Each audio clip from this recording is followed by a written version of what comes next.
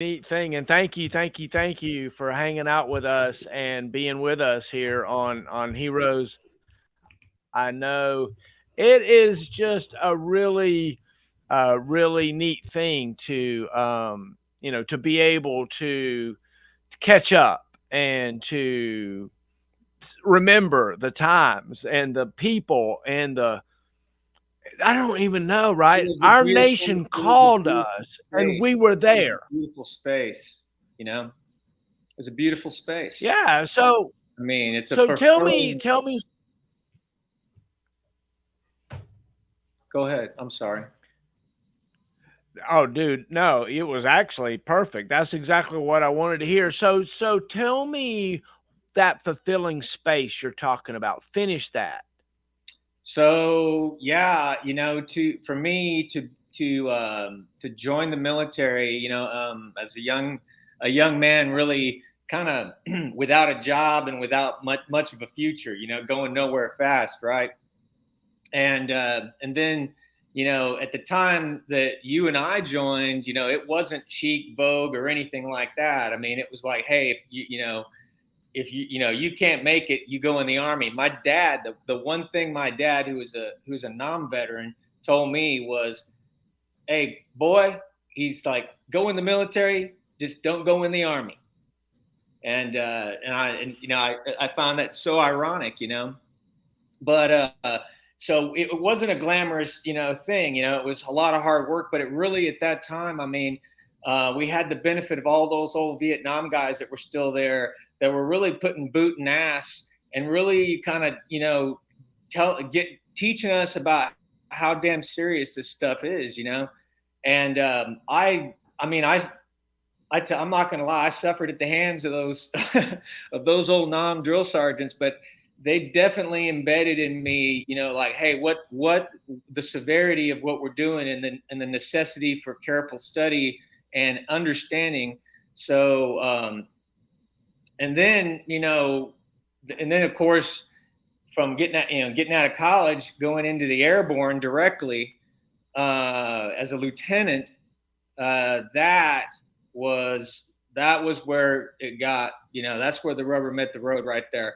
And the challenges were real, and the leaders were amazing.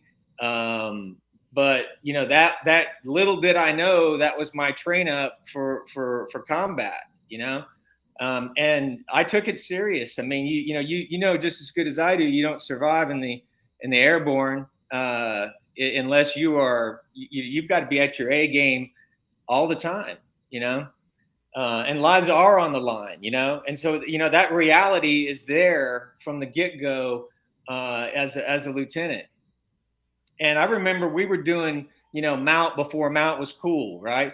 We were doing, raids, recons. I was a stinger guy. They were like, hey, stack arms with the stingers, you know, and get your rifle and get your guys over here. We're going to do raids, recons, and ambushes. And I mean, you don't tell these guys no. I mean, you don't say like, well, I need to do this 88 thing. They don't care. They want to get after it. And I think that ethos getting like embedded into who you are, and then you turn right around and here we are lining up in the desert, and so and then getting into that, and the complexities associated with that, and really finding out like, hey, here's where it's all coming together. you know uh, Right.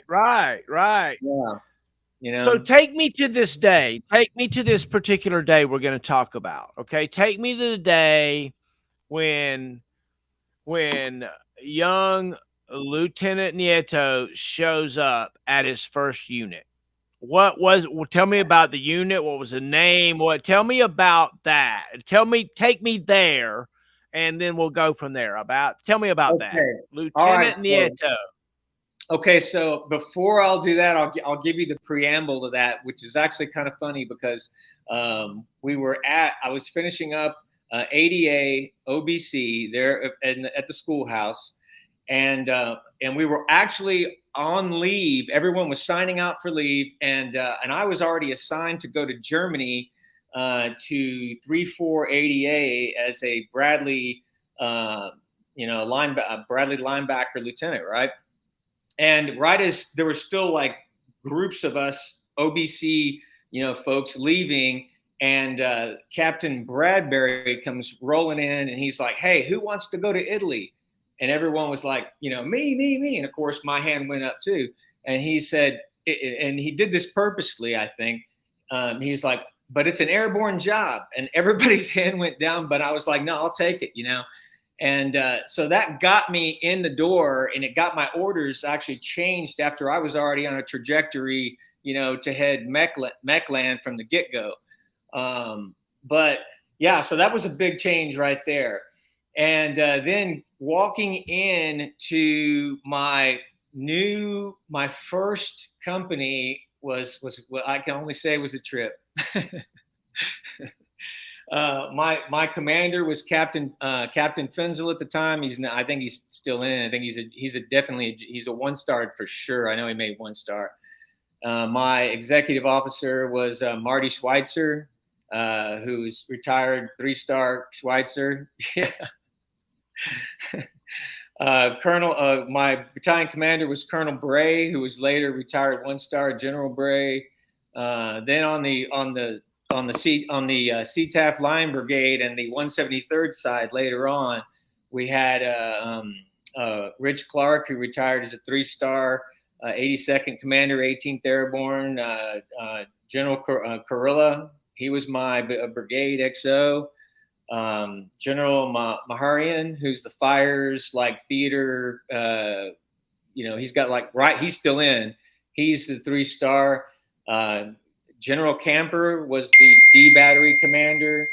All of these guys, this is where everyone was spawning from, So I walked in on my first day, and Fenzel's looking at me like, who's this freaking loser, right?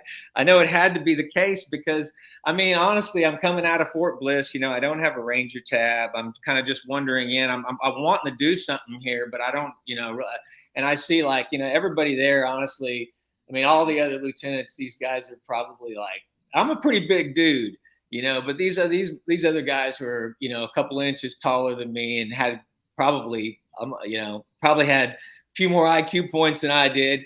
I was like, holy crap, I'm swimming in a freaking tank of piranhas here. I better get moving. And that was really kind of the essence of what it was all about.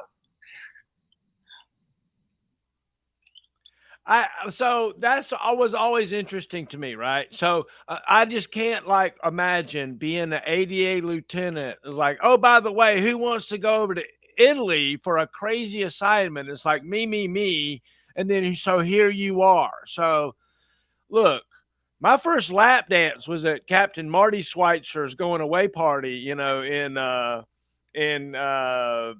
was a black hat, jump master instructor, commander, right? So the people you're naming are just amazing legends, right? And so when you're just as good as I do, there's a whole another list, and I haven't even gotten into the senior NCOs, because those guys were, probably I should be probably more talking about them than anybody else, because they're the ones that really got. They were they saw look an NC in that unit, an NCO, and the NCOs, the group of them. You know what I'm talking about. There's a little mafia there. You got to be respected by them. You know what I'm saying? Because if you get a thumbs down over there, you're probably going to end up hitting the road. Because you could get hung out to dry. You could get hung out to dry one day. You'd be like, "What happened? You and I both have seen that. And that's a pitfall I never wanted to have right there. I did watch other guys. I did watch a lot of other lieutenants stumble into that pot, though. I was like, "Yo, dude, you're taking on all these NCOs, man. You haven't got any legs to stand on, All right. We're not going to talk about it now. But eventually we're going to talk about a lieutenant story where you might have messed up. But before that, let's talk about young Frank. Tell me about where you from, what's your shoe size? did you ride a tricycle with training wheels, or did you jump it high off the ramp? Or tell me about you young kid. Tell me Okay, about that. so I'm from California. Um, my dad was in the Navy. He was in Vietnam, and my dad's a Texan. My mom was from California. My mom was a hippie, and so my dad was this kind of crazy conservative Texas dude. My mom was super hippie, So I'm not. There's got to be some interesting stories there, right? But anyways, they got divorced, but I lived in California till I was 12, and then from there moved to Texas. And I was thinking about this the other day. I'm trying to kind of think about like, hey, where did I develop these particular, these things that I like, right? And in California, it's such a really laid back. I mean, I lived in SoCal, just north of Los Angeles, so I was on the beach. I was really kind of wanting to get into surfing, that kind of stuff. And then all of a sudden, I'm in Texas, and I got a cowboy hat on, literally, and I'm barbecuing with my dad, right? And I'm learning a completely different thing. And so that was kind of like, I had this split kind of life, half in California and half in Texas. And so I to this day consider myself a Texan. I consider myself a Southerner. I love the South. If I like, I live in KC now, but my intention is to retire in the South, and it's squarely because I love the people. I think it's a wonderful part of the country. But anyways, that's the young Frank right there. And I was not known for my academic achievements, for sure. I definitely was heading down the wrong road. I was just kind of a dumbass, I guess. You just like probably a lot of us, a lot of young guys, just what do you at that age? It is what it is, brother. And so yeah, I mean, one thing that got me straight, though, so one of the things is, I was just going to say, the one thing that really got my attention prior to the Army was work, because my dad was a damn workaholic, and he used to get us. We like remodeled our house from top to bottom. We put a roof on it. We worked on all of our cars. We changed. There ain't no Mr. Roto-Rooter. There wasn't any of that in my house. I mean, it was like, hey, go grab the plumbing box because the pipe exploded, and now we're going to crawl under the house and go down there and tango with that thing. I mean, these are hardcore dude, Yeah, right. I mean, seriously. So there was a time we were what? So what year were you born? 69. Yeah, so I was born in 68. Okay, so we're right in the same thing. Okay, and so the folks that we were brought up by, that Texan dad of yours wasn't gonna let anybody else into his house to fix anything unless he absolutely had to, because that was just the way it was, right? It was And your considered, hippie mama was gonna yeah. tame that Texas man as best she could, and try to get him to see life. What did you see, like as a young kid going from California to Texas and having a hippie mom and a cowboy dad? What did you see your life like when you were 6? What did you think things were going to be like when you were 30? I was living with my mom when I was 6, and that hippie life of hers, as glamorous as it sounds and it's free and liberating as it is, didn't really put anything on the table for us kids, to eat. So my young life at a very, very, very early age was concerned primarily with finding food for me, my brothers, and my sisters, because my mom just was not really a reliable entity, And that's just kind of what that was. I mean, she was into her stuff. She had her little meditations and all this other stuff going on. But the rest of us are like, hey, how about some food? Meditation. How about some Nabisco over here? That's right. How about some biscuits and gravy? How about something, you know? Oh wow. Right, right. Hey, But spirituality is important, okay? yeah, But food seems to be important too to a 6-year-old. now, but on the flip side of that, though, my mom like imparted some really cool stuff into all of us, all of the kids, you know. And she was an amazing artist, number one, and she was really very philosophical, you know. Well, I mean, she really, and I think that's where I got my this like nature that I have now. You know, I got that later on. Obviously, I was busy being a dumbass when I was young. Now I'm kind of you know, I study a little bit more now than I used to. I'll put it to you that way. So I want to ask you a question, but before I ask you a question, I got to make a statement. Okay. I always thought of you as the surfer dude, as the California dude. And then I'm not putting any shade on that at all. You always seemed free and new, like new army. Not, and I don't, when I say new army, I don't mean undisciplined army. I don't mean unshaven, unkempt, unable to perform their duties army. What I'm talking about is a new thought army. You were willing to do the hard work, but if somebody happened to come along with a way to do it better, you weren't necessarily against it, and Oh, that that's I think that was a good thing. I very much agree with that, and I think it's interesting that you're quite perceptive to recall that out and toss that out there. Yeah, I recognized at a young age that I wasn't the smartest in the thing in the world. You know, I had a lot of learning disabilities. I'm dyslexic. I mean, I'm ambidextrous. I'm colorblind. I mean, I'm left-handed. You know, I've got ADD.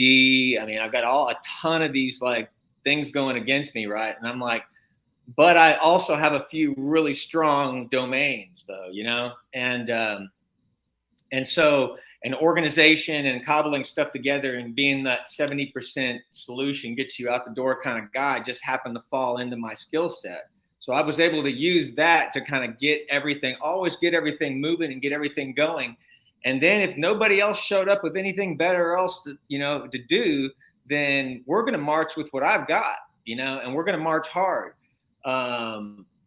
Now, if somebody else's addition to that was I was able to integrate that in a way that was respectful to the mission and also to especially those involved in the mission, then I would quickly join or evolve that plan forward, right? Because that's how we are trained to think as military officers, and that's part of I think the reason why, like, you look at today, flip your TVs on and look at what the Russians are doing out there, watching their, the dropping everything around and, bridges being destroyed while they're halfway through it. And I mean, a lot of the tactical and operational level, deficiencies you see there are manifested in a lack of training, of practical use of how to do exactly what I just said, how to execute, how to have a bias of action, how to move fast and get everybody moving and then roll in new ideas as you're going. That's not something these guys are doing. And that's one of the many aspects that makes us really a force, like the premier force. But there's hundreds of I mean, Tell me a little bit about your spirituality, if you don't mind. You talked about, your mom and meditations, and we talked about being a kind of a new army kind of thing. I believe that there's no atheist in the foxholes. Tell me yeah, about how your spirituality manifests itself on those long, dark road marches and movement to contacts and you wondering, know, what's going you to know, happen when you close the hatch. yeah. So I'll definitely tell you. I would definitely say that spirituality is important to me. I am not a like super religion doesn't guide me on a day on a like a moment by moment basis or anything. But I I definitely am have certainly and certainly recently discovered that I am definitely very Catholic. And my daughter, I don't think I'm very Catholic, but my daughter, she says I'm the most Catholic. And that, they say in Italian, "cattolicissima," the most Catholic. She calls me that, right? I don't think that's kind of the case, but I've kind of like, always have been I've always been fairly strongly attached to the church, to the Catholic Church. And even though, it's gone through its, I think as many sectors and different religions, and everybody has their, anything that's driven by people is challenged, right? um but I've kind of, to me it's I think it's very connected to my culture, to my background, to my family heritage and all that stuff. It would be, you know I'm speaking as a Catholic here, and I think there's going to be hopefully a few Catholics that listen to this that'll understand what I'm talking about. But if you're leaving the church, that's not really seen as a good. That's not really regarded very, very high. Even though now I'm divorced, I'm gonna still go to mass. It's still very important to me. Now, on the hippie side of that, I will say that yeah, I'm a hippie. I'm absolutely a hippie at heart. I am. I'm very much like my mom. I really am. I really I like art. I dig art. I like California. Everybody hates California. I like California. I don't like the stupid, some like a crazy stuff that comes out of there, but I like California. I mean, I went back there a couple of years ago. Went back to my hometown. Back to the beach. I mean, I love it. I mean, what can I say? It's beautiful. You know, um, I will say one thing. Californians have no business barbecuing. I mean, if you're not a Southerner, I'm sorry. That's just one of those things that I've I had some barbecue in California. In fact, and let's just say this: if you're not in the South, I'm not sure barbecuing should be what you should be pursuing. I love my brother to death, but he took me to a Oh, barbecue wow, place in Seattle, and I was like, no. all right, so we're going to a restaurant. We're going to go to a restaurant. What are you choosing? What restaurant are we going to? What style, and then which one? um, so um, so there's two types of food I like to eat.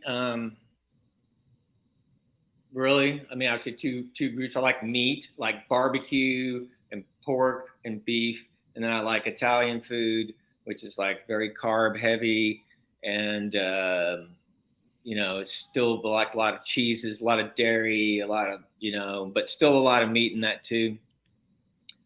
I I'll go to a barbecue place, but there's only a few of them. So the few of them around me. There's a couple up the road, but I'll be looking to go to either a barbecue place, a really good barbecue place, um, or a steakhouse. And are you still there, brother? Yeah, I'm right here. I'm right here. Okay. I just changed the camera view a little bit. We're all good. We're all good. There we Steak. go. I'm at. There you go. All right, steakhouse for a ribeye, or I'm gonna hit up an Italian place, but I'm telling you, it's gonna have to be one that probably I'm kind of a snob when it comes to that food, because I understand how important it is on a that it's done right. It's so those are my two. I like it. I like it. I like it. I like it. How about When you, you were a man? kid, oh, where are we going? If I'm taking us, we're gonna go to sushi. We're gonna go eat sushi. We're gonna Hey, go eat that's a good one. sushi, That's a good and one. yeah, That's a good yeah. one. I love a good sushi My restaurant. daughter would be so. She'd be like, "Hey, Dad, Mr. Will knows what's going on." So the interesting thing about sushi when you experience it with somebody that one is at least interested in exploring a little bit because it's so foreign to our culture. It's because I'm from Alabama, right? I'm from like my mama's like I ain't eating no fish bait, right? My daddy's like don't even think about it, you know. Um, What part of Alabama? but southeastern Alabama, around Fort Okay. Rucker, kind of Yeah. in the middle Okay. of Fort Well, Benning, Georgia, and Fort Rucker, Alabama. so I work now for PEO Aviation in North Alabama, up there on Redstone. So we're always going back and forth with the North and South Alabama thing. Beautiful, Yeah, beautiful yeah. place. So I'm Love Alabama. Wow, what a wonderful state. Love it. It is it's kind of an unsung hero for beautifulness in a way, and if you approach it right, it can be a wonderful, inviting place. If you look at look at that, what is that? In honor of Barlow Road? brother Frank Lauer and his son, who just got into Texas A&M and M and started his freshman year, leaving Vicenza, Italy, for the first time. I mean, I think since he PCS there as an NC, a young NCO. This is some Texas whiskey. I'm charging my glass to toast his son's future success. Amen. Thank you very much. All Yeah. right. Cheers to that. Here's Cheers to that. that. The young folks, you know. It is look, our country's having recruiting problems right now. We're having problems meeting our mission. And cheers. Oh, salute. Cheers. And so thanks for everything that our veterans do and our warriors do that are out there standing in the gap and watching the front lines. Tell me about some times when you were watching the front lines. Was there a time where you found yourself pointing your weapon and pulling the trigger? Yeah, there's a couple of times. I mean, when I was in Iraq in 2003, maybe this was 2004, but I remember we went on a patrol, you know, um, and it was right outside of Taji area, in just kind of a deserty area between a refinery, and we pulled in, and we were doing just doing a search, and I was out there talking to uh, the owner of the home, trying to kind of keep him corralled and away from everything, and my guys were doing the search, and that was all rehearsed and planned. I mean, I knew what those guys were doing. I trusted them 100%. There was no issues, and so I had kind of like pull. I had kind of brought him and his brother over there closer to me, and I was basically detaining them while the search, in a very polite way, shall we say. And all those guys were doing their thing. I did have, of course, the support of the Bradleys around me, and I had NCOs in the area that were assisting. But things got crazy when this was the time. I'm not sure if you remember, but do you remember in Iraq where with the rise of the frickin' petro bomb IED, where they were taking the grenades and they were dropping them into the frickin' barrels of petrol, and they were using the time that the oil and residue would evaporate the elasticity of the tape and spring the grenade and cause this large detonation. Obviously, that's not anything we want to be involved in, and that was flash traffic over the net, right? And so, you know, I mean, literally, and at the same time, to kind of set the stage a little bit more for you, this is also a lot of time that Baghdad is getting blown. Every time you turn on the, you remember this shit just like I do. I know you do. I mean, every time you turn on TV, there's another. All you see is a Humvee with some Joes out in front and a massive fireball behind them, and there's just destruction rained everywhere.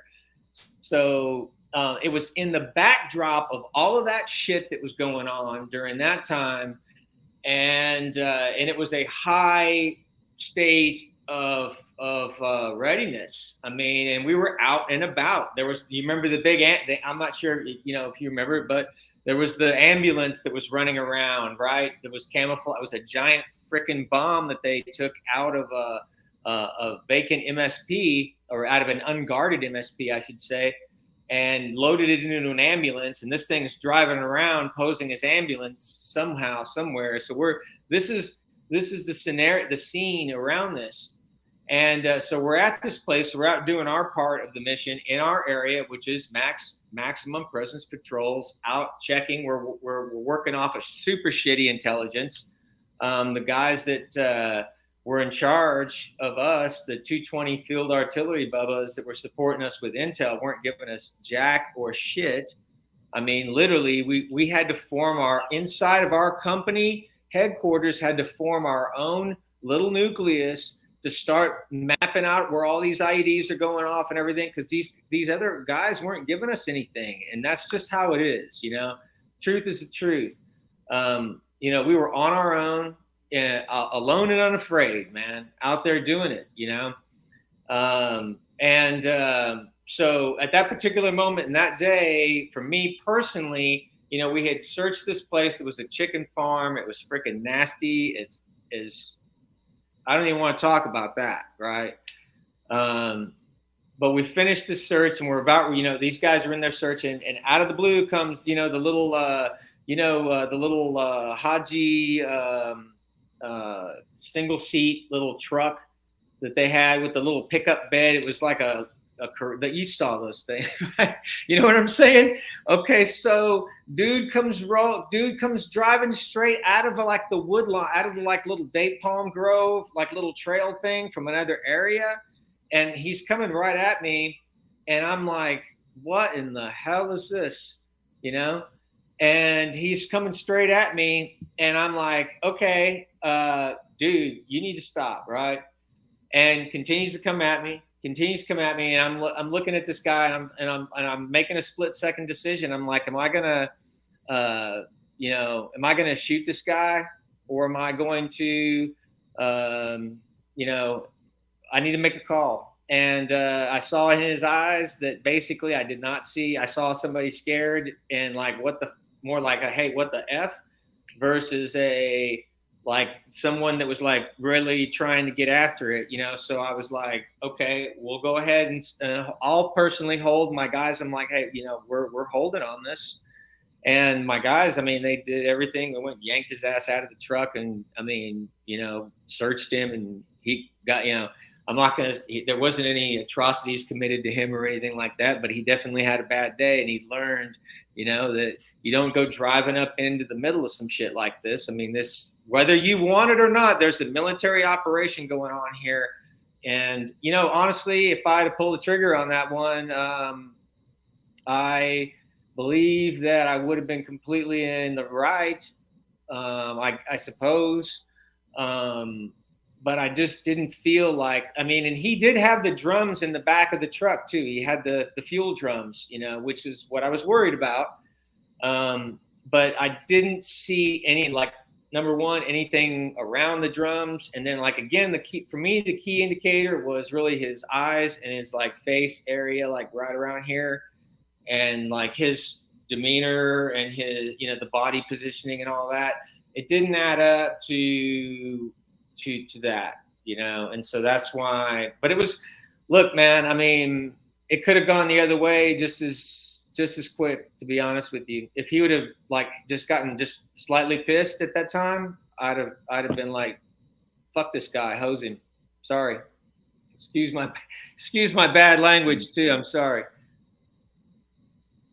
Well, so that's an interesting thing. So take me back to that moment in those days. So what was your rank? What was your unit? What were you doing out there in that moment? Tell me about that situation.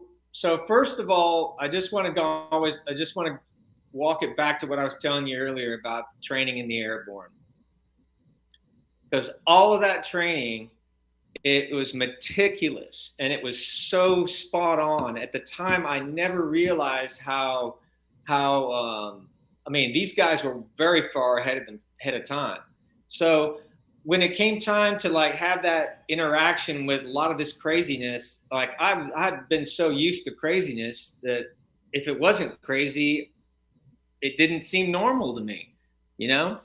And so getting into those kind of situations for me, I don't know, I didn't really feel that bad there. You know, I mean, yeah, shit's going crazy around you, but the bottom line is, as a leader, you just tune all that crap out, right? And you rely on your folks to take care of you, so you can go do the job that you need to do. You can't get drowned out. You can't pay service to the noise of that particular element right there. You have to stay focused on like the mission and what you're doing, and just tune everything else out, you know? And I mean, that's my like personal opinion on it. I don't know. I mean, I know people have a hard time doing that too, you know, at the same time, that's not easy to do. And it's not easy to dial yourself back out of that when you come back either, you know? I mean, it took me, when I came back from Iraq in '04, it took me 3 months to really kind of, you know, dial it out, you know? And that was really along with all of the frickin' reintegration training and all the stuff. Because Fourth Infantry Division did, hats off, brother. Fourth Infantry Division, they did a, you know, Big Ray Odierno. Honestly, Big Ray, um, his reintegration program was very, very, very, very good, and it was comprehensive, and it was, there was so many outlets, there were so many aspects to that reintegration program. There was so much support there for the soldiers, and of course, not everybody was a success, man. You know, not every story is a success. You know that. You know, but I tell you what, there's a lot of success stories that came out of that, I think. Yeah, right. One of the things that's amazing to me is how awesome our leaders are and were at every level. You might have a bad one, or something bad happened, this, that, or the other, but overall, the folks that are at the highest levels are great. But before I ask my question, I just want to make this statement. I was talking to my friend the other day, yesterday, and I was showing her about what we were doing. And I was like, yeah, this is my guest for tonight. And there she had a one statement. She's like, how does he live his life being so damn good looking? And I was like, what? And she was like, yeah. And I was like, and I just thought about it. I was like, what is it like to have such a winning smile and such a, dude, you're like a stud of studs, man. Went back and looked into your pictures and stuff. And I was like, yeah, I guess he's a good looking fella. Did you ever notice any advantages to being good looking? I don't really know. I don't know if I necessarily see it all that way, but I don't. I don't know. I don't necessarily think about that too much, to be honest with you. I hate to say that. You know, I've got a couple of days off from work, and I laid my ass on the couch and didn't do anything for 2 days. I ate nothing but chocolate and chicken wings and drank whiskey, and I didn't do anything at all good. I just, only thing I'm trying to do, like, I try to keep just a normal. I try to, you know what I try to do, man, is just live like the Army taught us to live, right? Which is get up in the morning, brush your damn teeth, shave if you're gonna, shave, throw your damn PTs on, get out there, get your ass out there and do something, right? You don't need to set the world on fire, but get a little movement going, and then try to use that to start a good day of getting a couple of objectives done, and You know, I can't tell you the ladies aren't. I don't. There's no line of ladies at the door right now. I'm looking at my phone because my daughter's going to be here in about 15 minutes, not because I got a bunch of ladies lined up. Although I do love the ladies. I'm not going to say that I don't. So tell me what is it tell me what is it that helps you as a lieutenant that maybe people wouldn't think about? Maybe is there something that helped you that it was like could have been maybe surprising, or is there some concept or some idea that maybe you clung to as a young leader?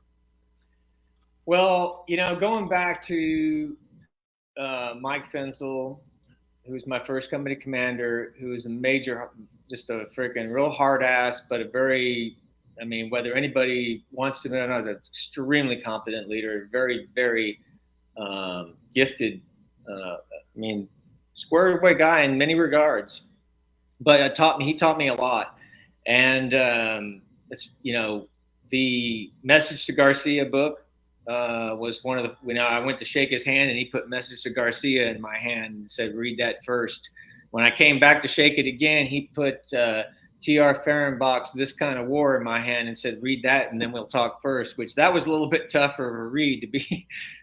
Message to Garcia's got like 16 pages in it, right? And I got that message loud and clear, man. I was like, okay, I can damn carry a damn message and move if I need to move, Fehrenbach's like analysis of the Korean War, ooh, man, that was a tough one. I told you I wasn't the smartest in the drawer when I was coming up out of there, right? But I had to learn to get there real quick. And that book actually and taught me that. And it was, what that really taught me was that was the introduction to this is a learning organization.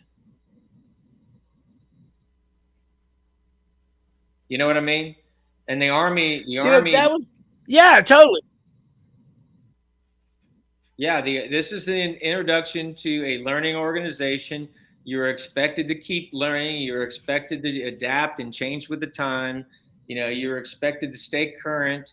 Which is again, I work today. I continue to work in defense and defense and industry, and work to keep myself relevant. I mean, before I was talking to you, as much as I hate to admit it, I was actually reviewing a slide packet on some aviation stuff.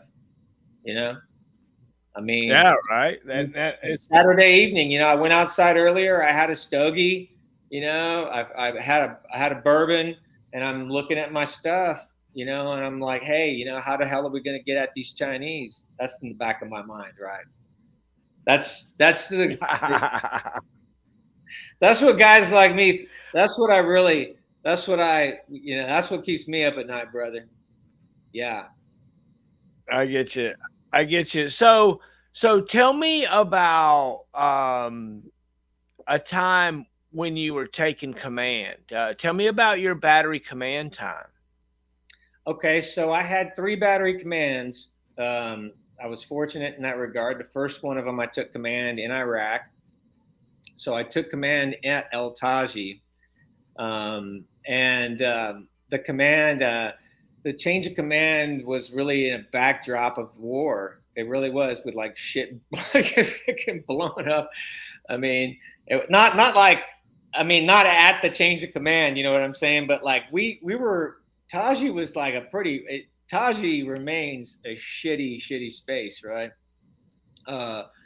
But there's literally patrols coming in like when I'm changing command, right? So it's not a big glamorous thing. It's a real short to the point. And but yet me, I had to try to give a philosophical speech, right? Because I'm a idea oriented man, right? So I don't, I want to give a philosophical speech, and there's real shit going on here. But I did my thing, and I quoted President Reagan in my speech, discussing how the future belongs to the brave, not the faint of heart. And I thought it was pretty eloquent. And I had actually ordered up from the brand new dining facility that they had just got going there in Taji, because prior to that it was Country Captain Damn Chicken. um, but we had I had arranged, enough chicken wings to feed an army. And so I thought, after all of the fanciful discussions were over with, that I would go get me some chicken wings. And I went to one of those Commander bread and lettuce sandwiches. Right. The food was gone by the time the commander and the first sergeant got there. That's right, Commander and the first sergeant. We'd toast each other with a dang a greasy Wonder Bread and buffalo sauced piece of lettuce sandwich, and it was good, you know. But that was a great introduction right there to being a commander, you know. That's right. Them troops will eat up some chow now. They will They eat up will. some They will. chow in a minute. Yes, they will. They will tear that chow up, you know. And you know, on a sidebar, I So would say that, I'm kind of so proud, I guess, in a way, that we have that logistical system that we had during our time, and I'll tell you, in the future, it's going to be tough for our men and women, because it ain't going to be warfare as it's changing. Will not enable us to have these same luxurious kind of like the bosom of the American, family. I mean, like, seriously, how many damn knives did you get? How many Leathermans did you get? I mean, how many just great, like, tons of MREs? Like, we had gyms, we had coffee bars, we had damn care packages showing up. What were your Joes doing with them damn care packages, huh? Because I know what mine were doing with them. I mean, there was so much stuff that we had. I mean, we knew, if nobody in our generation could say that our country doesn't love us, then they are fricking smoking something crazy. I I'm smiling too hard. You're making my face hurt, man. Oh my gosh. You're 1,000% right, right? That was There was care packages out the wazoo, and you're right. People were concocting the craziest stuff. People had jugs of this and jugs of that. And it was hidden everywhere. You didn't know if it was piss or if it was somebody's wine. You're right. Absolutely. Absolutely. Absolutely. Absolutely. That was what it was. I mean, we got So everything we so needed. That's for sure. So tell me about, a time as a commander where you were taxed, you were stressed, you were Yeah. operating. Was there a time as a commander where y'all were rolling, you were doing your thing? So, I mean, I don't know. I had some really cool, like, commander shit. Seriously, I did. Like, for me personally, like, on a selfish level, I will tell you, that I was the first commander to execute a night live fire, on Fort Bliss, like a first ADA commander, SHORAD commander in a high MAD unit, for that high MAD unit to execute that night live fire in the history of ADA, as far as I know, because I researched it, because I wanted to know if any other high mad folks had done a night live fire and how they would do that in support of a patriot like movement. All right, I was curious, and I couldn't find anything on that. So what we did is, just we took it basically off of what the mission of the Patriot was and how it deployed, how it, like, kind of packed up, what those times were measured, got all that data together, and kind of put that, kind of like, had a wargaming session with my senior NCOs, and lieutenants, and was able to put together a routine that fit into a version of the convoy assault course that they had at Fort Bliss. So what we did is we took our plan and we manipulated their course a little bit to suit this kind of ADA, kind of heavy HEMTT, kind of large, a vehicle like convoy security type of operation. And then we ran that. Well, we did the obviously dry, wet, full up. And we did plenty of rehearsals on that. We involved range control obviously very much from the beginning. We got battalion commander to sign off on it, which he did not want to do, but I would not let him off the hook. I was like, sir, you're going to sign this. You're going to sign this. You're going to sign this. Yeah, because we're doing the night live fire. We're doing the night live fire. The guys want to do the night live fire. I want to do the night live fire. Everybody wants to do the night live fire. We've already rehearsed the damn night live fire. We've got it down. Do you want to come out and see our rehearsals? Please come out. We want you to be there. In fact, I'll feel better if there's adult supervision on the shit that I'm about to do. No, but in the end, I got a green light. You can't refuse a commander who's saying he needs to get his guys out there at night and maneuver and fire. The Army doesn't it doesn't brief good to say no to shit like that, right? Amen. So you take your unit, you go out there, you do a maneuver live fire at night with a bunch of like up until then unprepared folks, but you obviously trained them and went through all the steps. I guess it's got to be really cool. I know if I'd have been a soldier as a part of that, I would have been proud of that. And as a leader, I guess you absolutely had to be proud of that. Tell me what your commander thought of that. What did your commander decide that was a highlight of his OER support form?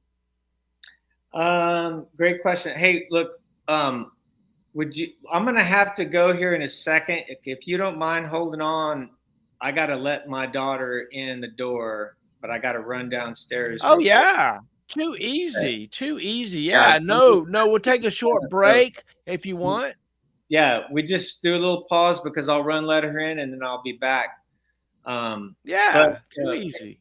What was the question here now? To just rephrase, could you kind of lost my train of thought there for a second? It's that old age getting me. Yeah, I know. And then I lost my train of thought.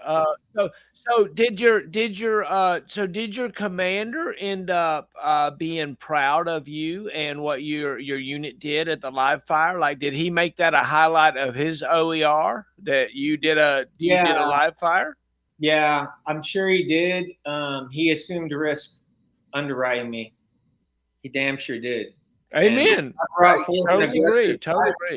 I brought forth an aggressive plan, and I was, I did that. I already had two commands underneath me. One of them was a wartime command. I'd already seen a lot of how, at least this kind of counterinsurgency, hybrid warfare kind of thing we were doing was playing out. And so I was pretty confident that I could control those fires. I mean, I had enough, sufficient, wheels under me to be like, yo, I got this, I mean, and I don't want to be told no by people who may not know as much as me, and that was a big problem actually in Iraq. That was a thing a problem I had with a commander there. My commander is like, after I had a lot of 173rd training to know how to do these type of operations, and you're telling me that I can't do this, and you can't give me a reason for that, and I'm not okay with that. I'm gonna contest that, and because I know that my guys are gonna fucking die or could die, right? So I got to contest, and that's just how it is. Everybody's I think got their everybody's got their 15 seconds worth of fame in this world, where you got to throw it down and like, I think kind of buck, maybe you do. I unfortunately had that scenario, and I was like, "Hey, I'm not going to back down on this." It's just kind of how I feel about this kind of stuff, at least. So there's a how to how do you decide whether you're like an insurrectionist or you're a hero, right? It's really wild. One minute you're, Benjamin Franklin, and the next minute then you're hung out to dry because I don't know. It's weird to know what is the right thing to do, especially when you're in the United States Army and you have somebody that outranks you that's telling you no, and it may or may not be justified, and you have to figure out, what it is and what you have to fight for. Like, when do you jump off your soapbox and start beating on somebody, or when do you Yeah. jump off and run away and hide? Well, this was so like just very much in my face wrong. That it was not easy. Excuse me, it was not hard at all to make those calls. I mean, you can't. I mean, you have to. Commanders have to make a choice, right? They have to either number one, they have to be loyal to the mission, right? But they have to be loyal to their men, and they also have to be loyal to the chain of command. All right. But when the chain of command fails you, which it did me, and you may, and after I let my daughter and we have part two of this conversation, I don't mind at all, critiquing that, and I certainly don't profess to be the grandiose strategist of the world and be the best guy that ever did anything, but I damn tried. you know, I damn did my best. You know what I'm saying? I mean, and so when I faced that, and I did, and it was my fight. My guys are out there every day on the streets, every single 24 hours a day, on the freaking streets, fighting some freaking douchebags who are trying to sucker punch them, and that's all they're trying to do, and it's killing them. You know, or do and so for me it's like, okay, I get that there's an enemy out there, but what I'm asking for is a staff that functions, a intel shop that produces quality products that I can use that are consumable, right? I'm looking for, adaptability inside of the structure. So if I need to call your guy down into my operation and put him in my freaking Bradley and take his ass out in the sector, that there's nobody who's going to run interference to keep him from fucking getting, in a danger, right? I need like cooperation, right? I need empathy. Fucking empathy, right? A little bit of empathy, right? And I didn't have that. I had a hostile bunch of assholes that had like pushed us outside of, the bubble, right? And you guys are bitches, right? Sorry, excuse me. Um, that I did not like. I did not like that. And so I tried to, my strategy at first was to try to be the one to broker that, right? To broker between, like, how can we work within the fucking freaking structure that we've got and still, get Riptoa and get heck at it, Dodge, right? But, you know, there's just that little thing called reality. And reality doesn't let that happen. You know, we started taking casualties, and I can think, okay, give me 1 second. That's the ding. That's my ding. Give me a second. All right, sounds good. Sounds good. We'll get right back with everybody.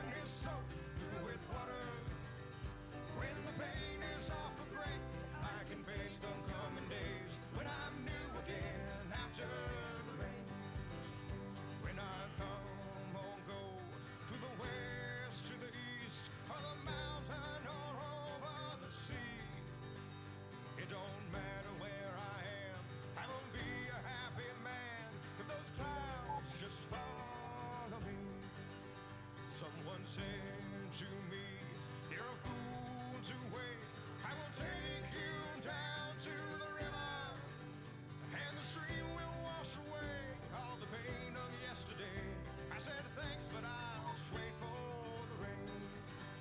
Oh, after the rain, when the clouds roll away, when my skin is soaked through with water, when my legs can't hold the weight, when I'm waiting for my fate, I'll be new again after the rain.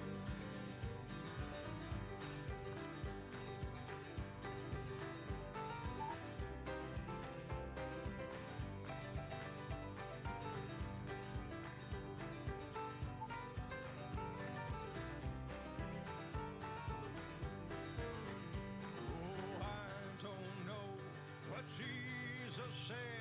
He never spoke to me. But I thank the sky above for pouring down her holy love to save a wretch like me. Oh, after the rain, when the clouds roll away, when my skin is soaked with water, when the night won't turn to day, What's when the going on, pain is Person? You awful there? great, I'll be new again after the rain.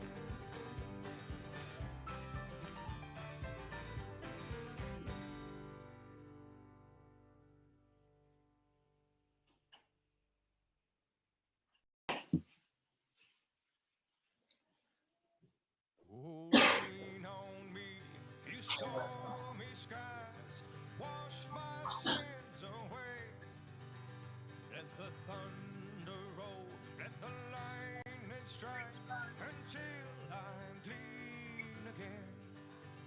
Oh, moonshine bright behind the clouds, but don't you show your face till I'm clean by and by, and I'm free from earthly trials, till I'm new again after the rain. Oh, after the rain, when the clouds roll away, when my skin is soaked through with water, when the pain is awful great, I can face the coming days, when I'm new again after the rain. When I come or go to the west, to the east, or the mountain or over the sea, What's up, William? it don't matter where I am, I won't be a happy man if those Yeah, I clouds got you don't there, Person. follow me. Someone All told right. me What you're is a going on? fool What's to going on? wait. I will take We made it. We made it. I had a good little break there. Uh Scott Ketchum says, "Wow, Frank, that's an intense story. Glad you made it through. Thanks for your service." Lupe Flores says, "Good hearing you speak, sir." I love, So we I got a love, couple folks here hanging out with us. I love Lupe Flores. My God, I don't know how I could even begin to tell you how much I know that guy. I tell you, him and I have been down to the down to I mean, like it. I mean, him and I, him and I did the 9 Megan March in the Netherlands, and I was the team captain, and he was one of our guys, and or he was one of the guys, and um, yeah, we everybody on that team went through a level of hell together. We in our I mean, like the guy I toasted earlier was Frank Lauer's son, right? He was the team captain. He's our NCOIC, and he's amazing, amazing man. That whole group of people, we just did so much. We went through Abel Dominguez. I mean, like I could go on Doc Boykin. I mean, there's not tons. There's a group of us that went through some really difficult stuff that I don't think. Again, it's that 173rd Airborne Brigade, like 9 Megan March. Hey, you're the Airborne. You're 170. You're first at 508th. You're a Red Devil. You better damn well come through with the dang victory on this. And we went toe to toe with everything that they had to offer, and we outstepped them. And I ain't gonna lie to you, it damn near killed me. It damn near killed me. It did. It damn near killed me. I've never and Lupe was just a this is constant motivation and somebody who kind of kept me going when I mean those guys were so much more adapt to that than I was. I mean, these guys were all infantry guys and I was an 88 dude, right? All right, they kept you on your toes, sir. They kept you on your toes, right? That's what it. Yeah. That's Yeah. what it was about. That's what it was Yeah. about. Um, tell me about some of your proud moments. Some of your like you talked about doing the Nijmegen March. Like, tell me some of those events or things that y'all did over your career. Do you remember some of those kind of things? I Oh yeah. mean, There's I know I had a few that I did.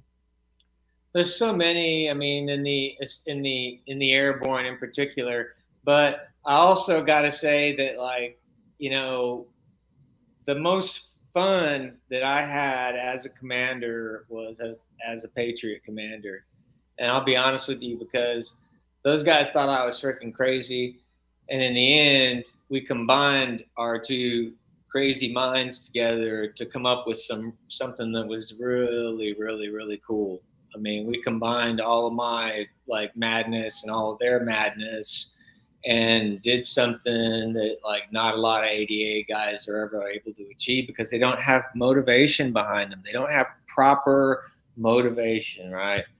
And so when you get those guys who are geeks by nature in a geeky system, and then you can like figure out how to get them on the live fire at night, right? And get them like make them feel like they're doing army shit, right? You know, and you get them motivated, and then you're like, hey, we can go here, right? We can do this, we can do that. I mean, we can, here's what's the art of the possible here, and then they start getting you start putting the carrots out there, as like when I first got there, I was putting boot to ass because I'm like, yo, you that are like 200 pounds and like 5'3" and no, and all that shit. You're eating ruffles and stuff. No, that ain't happening, man. That ain't happening. You crazy. Hey, looking back on the times that I was in the army, man, we were fat Nazis, man. We were like, you don't be fat, don't be a donut slob around us, because we had a mission to do, right? I had to know that you could climb that hill along with me, and we could get to the top. And when we got to the top, we were ready to handle whatever happened to be there. We didn't need anybody that we had to drag up before it hit the fan, right? We Yeah. needed lightweight so they were easy to carry back down the hill to get medical aid. What was it like to have to lead a team that was multifaceted like that? What was it like to put all of the parts together, right? As a commissioned officer, you have to look at the guys that are the wrench heads and the guys that are the sledgehammers, and you. Yeah. So that is something that you need to have a lot of people skills to be able to do. I'm gonna be honest with you. Period. Dot. Right. All of your specialities of computer science and algorithms and all this other stuff that's going on right now. What you just asked for is a resume that involves a ton of people skills that need to be refined and very well developed because that individual that's doing that is filtering all of that, and they have to be calibrated, because you're just, as an officer, as a leader, right? But really, anybody is anybody. I mean, those qualities are what you look for. So that's kind of where I kind of leave it. One of the things that I thought was very interesting as a leader was to plug in my holes with folks that were the right fit for the job.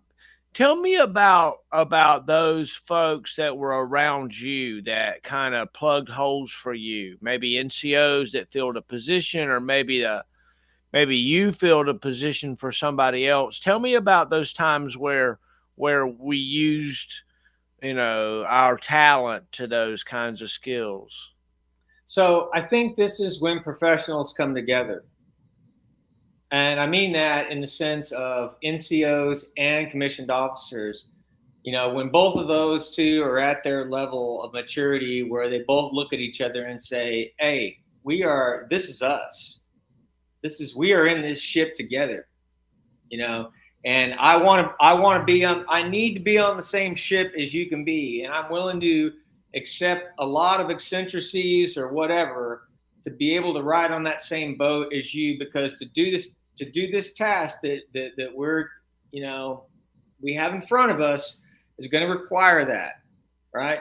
So I'm willing to broaden my perspectives, and if you can do the same, then we can ride on this boat, all right? But if you don't, and if you can't, then someone's going to have to. There's going to be a tussle, and fortunately, that pretty much always ends in who has rank wins. I mean, in my experience, from what I've seen. So, it's a team effort, and it's about, in my mind, it's about leveling with the person that you're, leveling with your battle buddy, and not only necessarily leveling with your battle buddy, but it's also, using that one up, two down kind of mentality, or two up, two down mentality, excuse me, and saying, look, my first sergeant or my sergeant major, my platoon sergeant is my brother, right? And that brother relies on me to have strengths in certain competencies, and I rely on that brother to have certain strengths in certain competencies. And there's a symbiosis associated with that. We need each other, and we build each other, and we feed off of each other, right? And that's when we thrive. So that's what we seek to create in a command team, is that kind of yin and that yang, right? I'm going to be totally honest with you. My land navigation skills, every time I pass a freaking a meme on Facebook that makes fun of the Air Force and says they can't land navigate or anything. I mean, I would say that my personal land navigation skills, I was so pissed off my whole life. I just wanted to be good at one thing, and it was freaking land nav. And I tried my ass off, and I never got good at something that I really needed to be good at, and I really wanted to be good at. I mean, I wasn't horrible at it, don't get me wrong, but I will say that I probably, as a lieutenant, definitely, I'm glad I have my NCOs there to freaking train that, and to be like, hey, here's our world, sir. I got, and also what that does for the lieutenant is it makes the lieutenant think about, like, yo, I better start producing something strategic and decent for this team, or what good am I? Right? Hey, that's the perfect impetus, right? Because when you get there and you realize you got to pull your own weight, and as a leader, your weight includes everybody. Yeah, exactly. Your weight includes everybody, and then those guys, as I found out, I mean, like, and I had some amazing NCOs, and even, like, my best NCO, my best sergeant, when we were shit out of luck in the Atlas Mountains in Tunisia, and Atlas dropped 97 or not 98. We were in Atlas drop in the middle of the damn Tunisian freaking Tunisia, and they freaking dropped us in the wrong spot, and they did a small drop. It was just a stinger drop out of a Chinook, and we had just a squad movement. We ended up doing a damn 12-click movement, and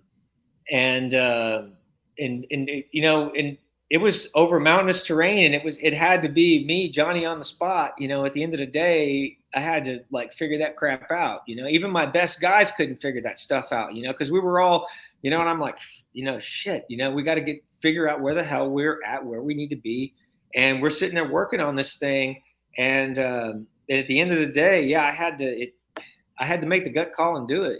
That's just what it is. I mean, I'm alive and we all made it, but I mean, these are like the little micro kind of experiences that you need to have as a leader coming into this enterprise to be able to, really understand kind of what's going to be expected.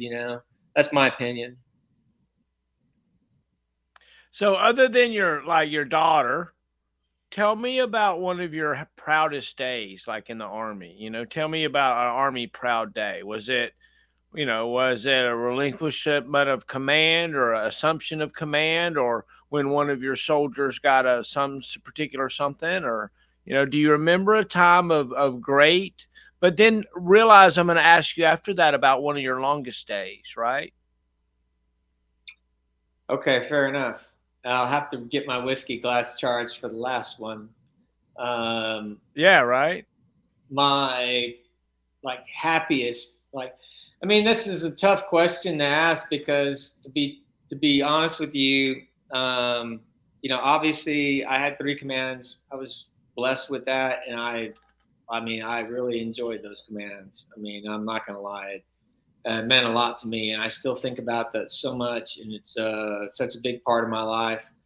Um, I go back in my mind, I mean, much more than I ever thought that I would be doing, but us old soldiers, I mean, we do what we do, don't we?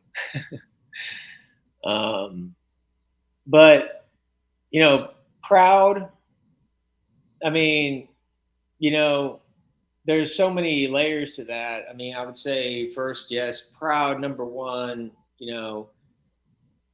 proud that we in 2000, for that whole crew that went over in 2003 and came over in 2004, proud that as many of us made it back that we did. And, only to a few months later, lose, my executive officer, Captain Todd Christmas, right as we had just, returned and we're just reintegrating, we put him up for the aide-de-camp position at 4th Infantry Division. And he was chosen, and very soon after, we're all out there doing PT in the morning, and we can all hear the aircraft taking off, and it never came back. So we lost him there. But I was proud to have known that man. I mean, there's so many levels of like proud you. Like, I mean, I can also on a completely flip side to even going into that, just go all the way out and say that Patriot Command, I was so proud to take a team of people who were so used to thinking one way and then completely flip the script and make them kind of feel where I was coming from, but in a way that they could achieve something. You know what I mean? It's not like for me, I got my, my job, my groove or whatever by making those guys do push-ups or trying to make them a tough guy that just came back from Iraq or whatever. That wasn't the point. The point was to make them more aware of like their environment, and the vulnerabilities that they had in this like sort of exquisite weapon system, right? To make them understand that if they just did a few basic things, they could actually overcome some pretty significant, stuff and really enhance the mission and make it a better, So I was so proud of that. And in doing so, we did, once we really got together and I had to take a appetite suppressant in my physical fitness demands, but they gave me greatness when it came to the air battles that they were fighting. So I was able to. It took me a minute.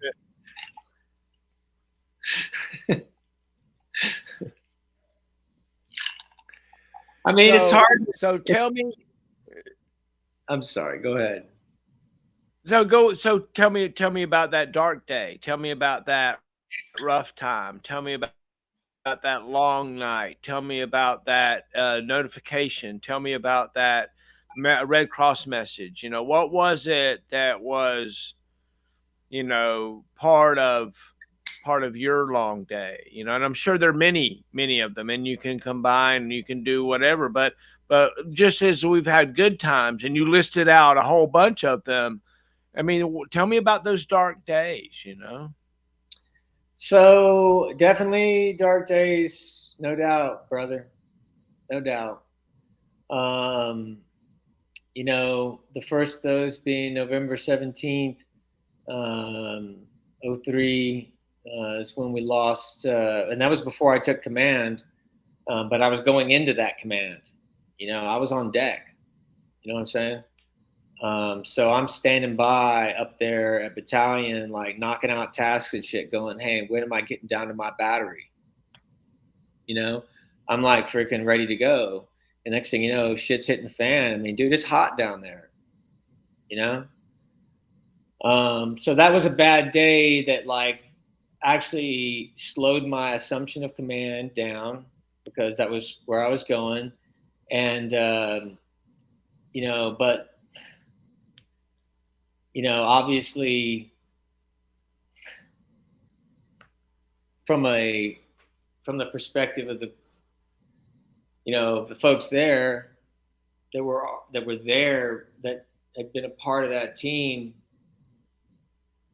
it was a very devastating event because Gennaro was one of those guys that was I never met him, but he was one of those guys that everybody liked a lot. It was one of those guys that carried his weight, and he was an ass kicker, and he didn't complain, he didn't bitch, and he was a freaking big old kind of burly dude like me, that just did shit, right?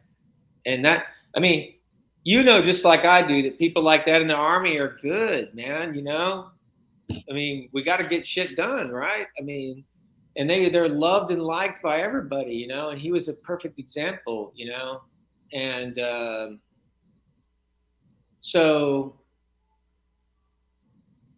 that was the first salvo, and the thing at the time was also that there was just I just like the morale, that I was at the battalion level just didn't, there was a lot of whining going on, about, the how long are we staying here? I mean, a lot of selfish kind of shit that it was just that kind of thing like PTs, like weakness leaving the body, right? I mean, it's a thing that like this old soul soldier mentality is kind of like, I expect to suffer. I'm a soldier. I know that's my job. Where other folks are kind of like, this sucks, and you're like, yo, you're a soldier. Look at those guys in World War II. But that was kind of, that was kind of that environment right there. And then going into command, very soon after was where kind of I was alluding to earlier about the sort of problem that existed between myself and the chain of command. And this had to do with some of the stupidest shit that I've encountered in my life, and I tried to handle it as much of a man as I could. But it is what it is. I'll tell you this. I mean, when I took command, the only thing I'll say is that we really had to get out there a little bit deeper in the game because the enemy was picking up. The enemy, the frequency and the intensity of the attacks were increasing. And I didn't have any idea why. I didn't know why. We found out, I mean, my guys knew a ton of information that nobody at our higher headquarters had ever really properly capitalized on. They had never brought my guys in and really brought some smart people around them to figure out and triangulate all this information that my guys had. So when I found out all this information my guys had, because they were just dumping it in my lap, they're like, can somebody fucking listen to me? You know, and I'm like, yeah, I'll listen. So I'm listening to these guys telling me all this stuff. And so now we start putting together kind of a picture of what's going on in this area, which is totally different than what's being given to us, fed to us by our higher headquarters, because these guys aren't even leaving the base. I mean, they're not leaving the fob, right? They're stuck there. They're doing kind of their thing. And we're out there and like we're having disputes with these guys that like hand us these mission cards that say, hey, go raid this freaking mosque. And my guy's like, yo, that's not a mosque, that's a chicken farm, right? You know, and so so it's like there's this disconnect between these two elements of command. And so that right there in itself created, you know, this level of operational funk or operational confusion that like I felt like there was I knew there was our area was picking up. I mean, it was getting hotter and hotter. And I knew it was. I didn't know where, you know, I didn't know where later to find out there was a unprotected ammunition, Iraqi Republican Guard ammunition depot that was unguarded. And so they ordered us to go out finally to guard this thing. I had no idea it existed. But they ordered us, by the time they gave us the order to go out there, it was empty. And so that was what was proliferating all the IEDs around the area, because these incompetent assholes, you know, at a higher echelon are not doing their, you know, due diligence. And we're out there just flailing around, you know, trying to like, their strategy is not, this is not the way I can, the guys in the airborne would never approve. The guys in the airborne would never approve. So talk to me a little bit about that. Tell me about the airborne spirit. Tell me about that. How did that manifest itself to you and your observation? Well, the airborne knew how to use it. Number one, the airborne knew the value of speed and strike, and the airborne knew how to use its tools the most effectively. And the airborne was a very bias to action, you know, type of organization, and it really demonstrated to me the power of those types of organizations, right, that are constantly looking and feeding and eating and consuming information and like, you know, pumping those muscles, you know. So I became very interested in these organizations. I mean, and I would always judge these organizations after you go to the airborne and you see this like, you know, this ecosystem of these, you know, mainly dudes that are in there just freaking, you know, just beasting these freaking plans out and stuff. And then, you know, you're seeing these like flexing these like muscles that are really freaking hard to flex, you know, these especially logistical for airborne and stuff like that. I mean, these guys are freaking, you know, they're not passive, you know. I mean, these are all freaking alpha male, like I said, 2 inches taller than me, and I'm 6 foot, you know, and freaking 20, 30, 40 IQ points higher than me, that are out there running all this shit, you know, and they're doing it in a freaking deliberate and a very aggressive way. I mean, and so for me to be on a team like that was just a privilege, you know, and an honor. And I tried to soak up every bit that I could, because I knew that I was just like, you know, I was just like some surfer dude who managed to make some good barbecue and, you know, do a few things. And, you know, here I am with these guys. And I mean, you know, and I ended up learning a shit ton, you know, about, you know, and, you know, that was the airborne to me. You know, I've kind of said a few times, you know, if I could ever write a book, it'd be everything I needed to know I learned in the airborne. I love it. I love it. Yeah, right. You know, the biggest thing I learned in the airborne, of course, you know, because was to tell my daughters to keep their feet and knees together. That's what I learned. But tell me about what it was like after you left being a captain. Once you're no longer a captain in the army, they say they cut your head off and you go be an officer in a field grade somewhere, and you're off, somewhere else. You're not in touch with reality anymore. What was your reality as a field grade officer? So, okay, I would tell you that you know, if I hadn't had such an amazing time as a captain, and I mean, I really did.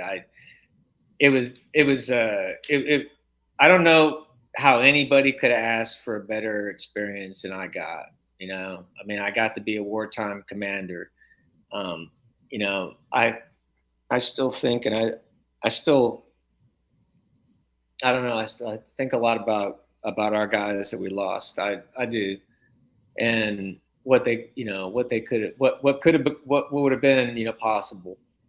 Um, but um, I had a wonderful time as a commander. I really did. I enjoyed it so much, and I enjoyed being, I guess, kind of being a decent example. When you figure that, whoops, just being a decent example, and doing the right thing. Getting one of those things, like when you say, I can't believe I'm getting paid, to be just an honest, decent person who's trying to do the right thing. And I think that personally, I think that matters.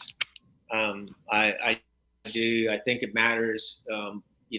More and more today, I think it matters that there's not one individual who is ex-military who's, if you've raised your right hand, I mean, there's no expiration on that oath, brother, sister. I mean, we all of us are needed right now very urgently in our honesty and our integrity. Regardless of what side of the aisle you are, your integrity and your values are American. And those are what we need to refresh in this society that we've got right now. If we plan on, if we, I work in national defense. You know, I work on future systems, and I'm proud to do that work. I really am. I'm proud to do that work. But we need our citizens need to be awakened. They need to realize that they need to follow policy a little closer than they have been for the past 40, 50 years. Policy is important. It directs where the dollars go. And if we don't have the right dollars into our military and our society in general, then we are going to be in a pretty bad space. Can I, since you work in national defense and stuff, can I make a request? I want the beam me up Scotty thing. I want that part of it. So get that working so that I can like beam myself somewhere else. Can we work on that? Yeah, that'd be great. I think that's probably maybe in Yeah. about, I guess, a wild guess, 5,000 years. All right, I work good. at But meantime, we're trying to blow stuff up in space and stuff. I don't want to do that. Let's not do that. Let's skip that space. Skip it. Yeah, Okay, well, skip it and yeah, we got let's go to photon motion.